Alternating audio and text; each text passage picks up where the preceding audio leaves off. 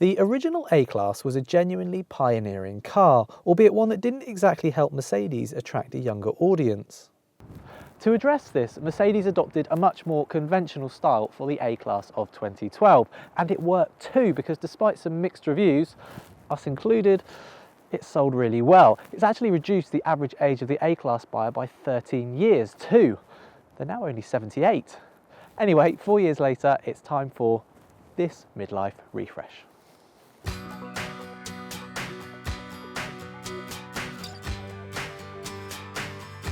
So on the outside, there's new lights, front and rear, along with, actually that's about it. No, wait, it's not, the badge. How could we forget the badge? You see, old models used to be CDI, now they're just D. Radical stuff, eh? Space on the inside hasn't changed either, meaning that the boot is slightly smaller than you get in a BMW 1 Series or Audi A3, and with a rather narrow opening too. In the back, first thing you notice is that these rear doors are quite small, so it's not as easy to get in and out as some of its rivals. Also, this window line really cuts in here, so it can feel a bit claustrophobic. Having said that, legroom isn't too bad. I can just about get my feet under the seat in front as well. Headroom's okay, and you can just about squeeze 3 across. This middle seat's quite narrow, but you'd expect that in a car of this size, and there is this big transmission tunnel in the floor to straddle.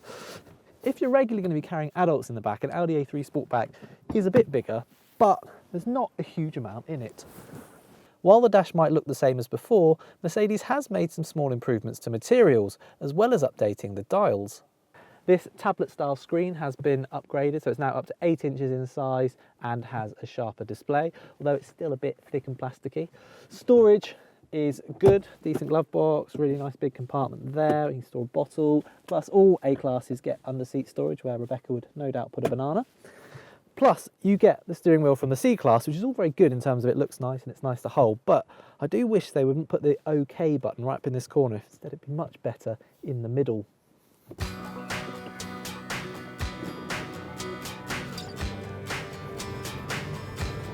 So far, the changes have all been fairly minor, and it's the same when it comes to the engines. Take this 220D model, which has a grand total of 7 more horsepower than before, taking the total to 175.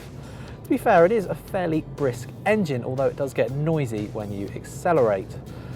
Also, it says it does 70 miles per gallon in official fuel tests, but we've been getting about 40, although it should be noted that this car's got 4-wheel drive, which knocks about 10 miles per gallon from the total. It's also fitted with Merck's 7-speed automatic gearbox, which for the most part does a fine job of blending into the background, although the manual mode can be sluggish. New for the facelifted A-Class is this dynamic select switch, which allows you to change between comfort, sport, individual and eco modes, thereby adjusting throttle response, steering weight, and if you've got the automatic gearbox, the gear shift points. It does work too, you can really feel the difference in sport mode, particularly the A-Class is a lot sharper to drive, although it's still not a match dynamically for a BMW 1 Series. In theory, Dynamic Select also lets you change the other major new feature of the A-Class, the adaptive dampers, which are now an option on higher spec models. Unfortunately, they're not fitted to today's test car, which instead uses lowered comfort suspension and 18-inch wheels. It should be said though that it rides a lot better than the CLA's shooting brake that we tested on these same roads recently, particularly in terms of low speed compliance. So while it's no miniature S-Class or even an Audi A3 for that matter, it's not bad at all for this kind of car. Less impressive is how much wind, road and engine noise the A-Class suffers from.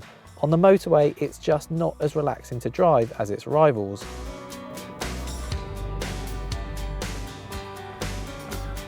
If all that appeals, then the good news is that while prices have increased by about £300, you do get a lot more equipment as standard, such as a reversing camera, leather-like material for the seats and more safety kit.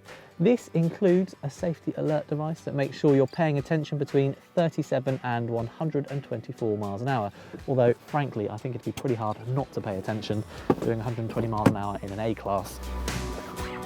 Mercedes has an excellent reliability record these days too, so the A-Class should be painless to run, and being a Mercedes, it will hold on to its value better than average.